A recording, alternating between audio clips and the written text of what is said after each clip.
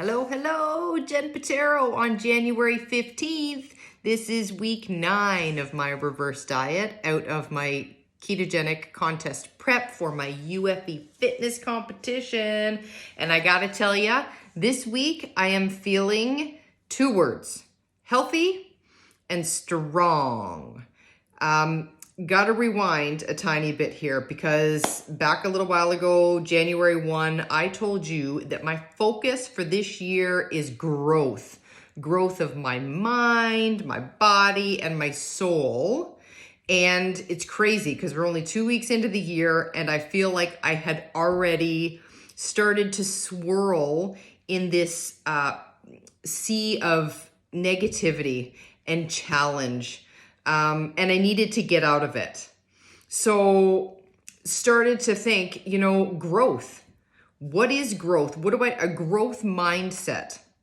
And when I really started to think about it and start doing some reading online, the first quote that stuck out to me was, challenge helps me grow. And that really struck a chord with me because here I am faced with challenges, and it's all about what we do with these challenges that determine whether or not we're going to grow and move forward or retract and move back. Very, very rarely do you stay in the same spot. You're either going forwards or moving backwards. So I certainly don't want to go backwards. It's all about growth and moving forward for me. So I needed to change my frame of mind. So first thing I wanted to reflect on was why. Why am I even doing this reverse diet? And why is it so important to me that I do it so well? And there's one big reason: to keep this lifestyle sustainable. And what I mean by that is I love working out. I loved competing. I want to do that again. So I need to make sure that I do the reverse diet properly for 3 major reasons so that I can sustain the nutrition, ketogenic diet that allows me the fitness level to compete. Okay, those are the 3 things I want to do. I want to keep sustainable, and I want to do as long as I possibly can. So in order to do that, I need to be super healthy. Enter proper reverse diet, because that reverse diet is all about making sure I'm able to build muscle. Now you're thinking, I'm a woman, I don't want to build, and I'm competing at the fitness level. I don't want to build a tremendous amount of muscle, but I certainly would like to build in certain areas. So in order to do so, I need the energy to allow my body to do that. And B, my body cannot be in a place where it's wondering, do I need to conserve all of this nutrition to survive? Or should I be helping Jen to pack on a few extra pounds of muscle? I don't want that. I want my body to be healthy with the nutritional amount I'm giving it, and know without any question of a doubt that extra protein be going here and here. Oh, and here. I want to grow certain areas for sure for next November. The other thing is metabolism. I need enough metabolic runway so that when I decide to cut down for the show, I've got enough calories to do so. And I want it to be a pleasant and enjoyable experience is point number 3. Not just to cut down into the show, requiring the metabolic runway, but also the whole journey. I never wake up any morning, touch wood, it's not ever happened to me that I wake up and think, oh, I gotta go to the gym. No, I wake up thinking, hot damn, I get to go work out. I feel great. I got lots of energy. Bring it. And I don't ever want to be in a place where where it's a challenge and a struggle just for me to put my sneakers on. It may happen, but I don't want it to, because that will in itself break the cycle. If it's not enjoyable, why would I spend my time working out and eating the proper diet to sustain that workout and stepping on stage to highlight the work that I've done? The whole thing will be all for naught if I don't love it. I will tap out if I don't love it. So want to make sure I'm building muscle, I have metabolic runway, and that I have fun. So need to reverse diet out. Be giving myself enough calories to allow for those three things to happen. So get out of my head. That's my why. Stop thinking about the negatives. What are some of the positives? There's a lot of positive stuff going on as a result of this reverse diet. And I'd say that the first one is I feel strong. I feel a lot stronger. It's funny that I feel like I've always felt strong. I've always been able to progressively push, but I can't describe in the morning when you're in the gym, if you've got it or you don't. And sometimes you don't have it because as a female, it's your cycle and energy levels dip. But on a whole, most, I'd say 3 weeks out of the month, I feel pretty darn strong and able to push. And I just feel like these last couple weeks, I have really had that energy. And I know it, my tracker, my Strong app shows it. I am able to do, I look at the Strong app when I'm starting an exercise and think, ooh, geez, I lifted, 95 last week. What am I going to do this? Do I really have to go 105? Can I do that? And sometimes it's a struggle, but these last couple weeks, it hasn't been. I'm crushing it. I'm cranking it out. So I know there's an energy difference. I also feel like there's a bit of a muscle difference too. I keep saying to Scott, ooh, look at my back. I'm pretty sure that muscle wasn't there before, or that muscle's gotten a little bit bigger, even though I'm putting on more adipose tissue and hiding or burying my muscles more. I'm still starting to see new ones pop or old ones get a little bit bigger. So that's a very, very positive thing for me. Also from a hormonal health.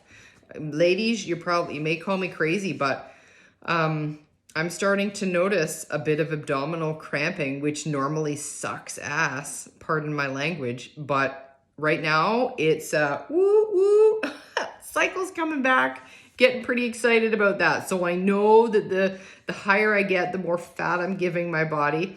As much as the reason I chose a ketogenic diet to do the competition prep was to maintain as much hormonal health as possible, it's still, as a woman, you get down, I was at 10.1% body fat. Your body at that low, especially at my age, will say, no, Jen, you do not need to reproduce. Everything you're putting in is going towards sustaining your life, not your cycle. So I did lose my cycle, and happy to say, I think I'm getting it back. And then I'll want it gone again as soon as it's here. But just to know that it's here and my hormones are healthy and happy, that's a win.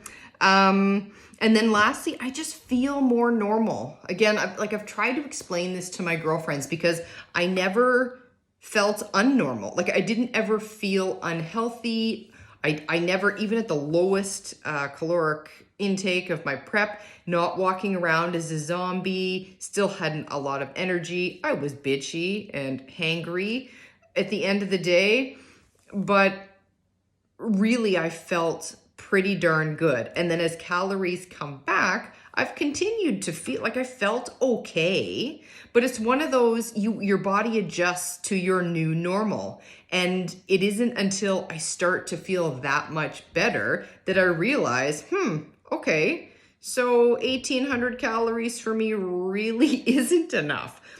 2,000 calories, I thought 2,000, I'm good. No, I wasn't. I feel that much better at 2,200, and I'm sure I will continue to feel even better as I progress towards 2,500 calories, which is my caloric surplus and where I really need to be in order to, like I say, sustain this cycle. And that's the end goal, 2,500 calories. So, there's a lot of positives, and if I think about reverse dieting out, like this isn't new to me.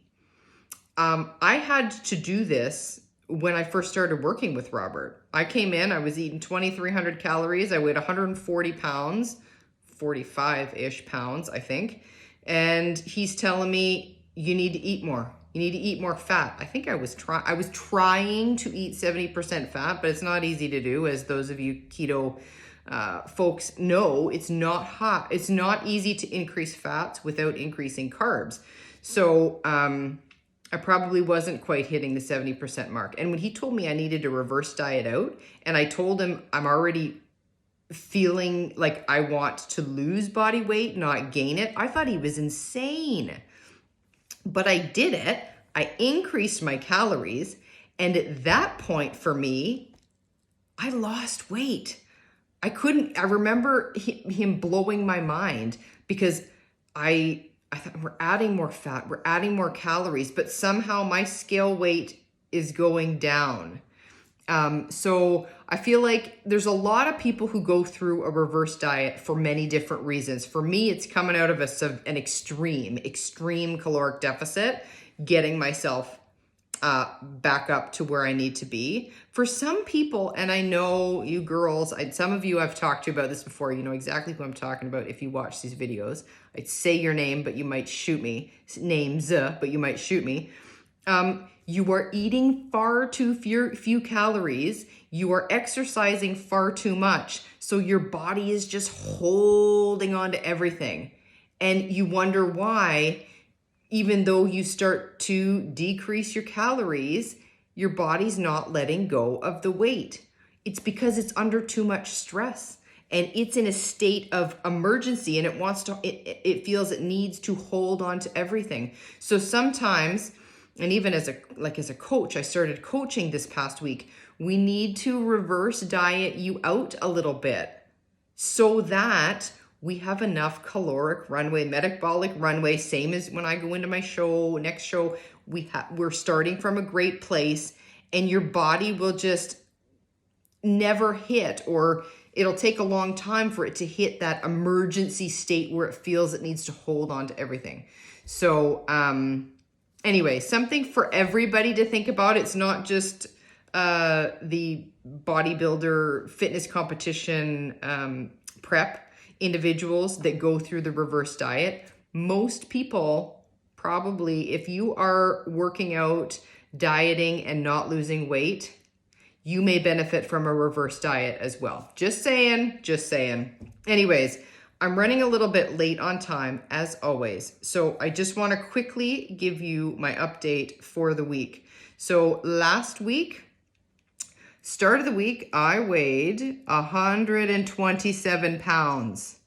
End of the week, I weighed 127.4 pounds, consuming 2,205 calories, of which 165 grams came from fat, 165 grams came from protein, and 15 grams, not percent, 165 grams fat, 165 grams protein, 15 grams carbs. My carbs have moved up a little bit.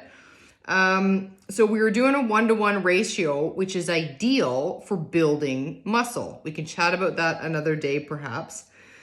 But I think because my weight stayed pretty constant this past week, Robert has decided that I need to up my fats, but lower my protein.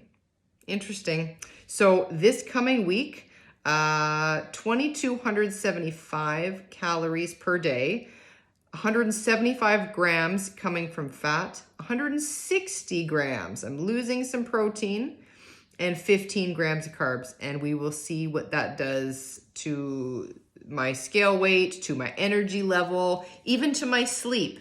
We didn't even get on the topic of sleep and how that's been impacted by some of these caloric changes, but maybe someday we will. Not today, because again, I've gone over. I like to talk. My apologies. Hope you found this useful. If you have any questions about a reverse diet, if you need one, any questions, if you're currently going through one and you want to chat about how it's going, please feel free to reach out to me through YouTube, through Facebook, through Instagram, or even through the Deeper State Keto website, because I am now officially a coach. Anyways, take care, have an amazing week, and we will chat next Saturday. Bye for now.